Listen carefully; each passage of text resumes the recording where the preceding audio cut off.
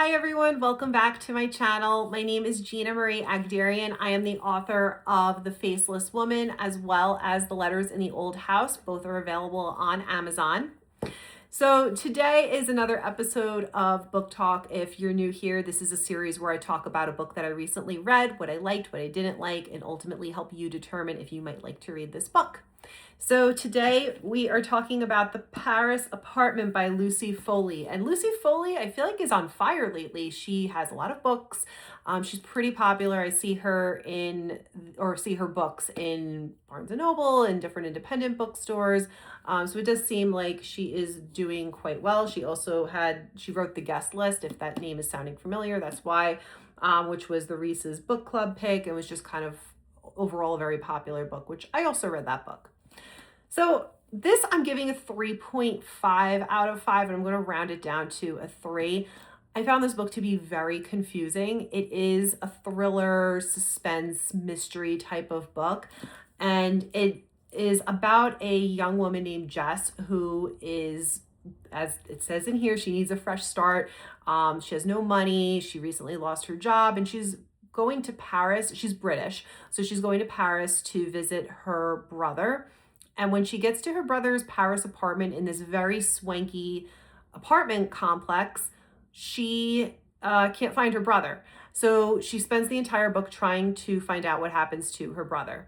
Now, I liked Jess's character. She's very scrappy. She's young. She will do whatever she needs to do to get something done. And I really admired that about her.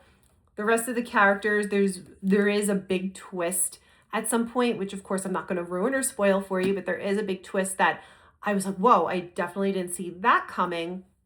But it got very confusing as the book went on of what was going on. And as she went down the rabbit hole of what happened to her brother and who this person is and who that person is and what they did then and what they did now. And it wasn't the best thriller I've read. I have read much better thrillers that were much more engaging that I couldn't wait to pick up again after putting it down.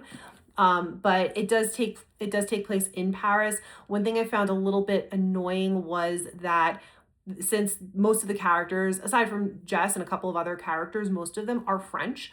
So the author would write something in French and then write the translation. And to me, it was such a waste because I can't read French, and most English-speaking people don't, or native English-speaking people don't speak French unless you live in Canada or you're luckily bilingual.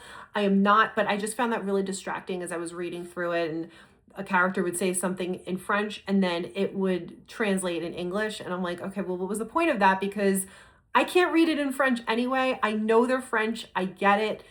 Like, just write it in English. And that really was so distracting because it was done the entire book and I did not like that. But there is a resolution at the end, of course. You obviously find out what happens, but just not my favorite, but not the worst I've ever read. So The Paris Apartment by Lucy Foley. Let me know in the comments if you've read this book or if you plan to read this book. And as always, guys, happy reading.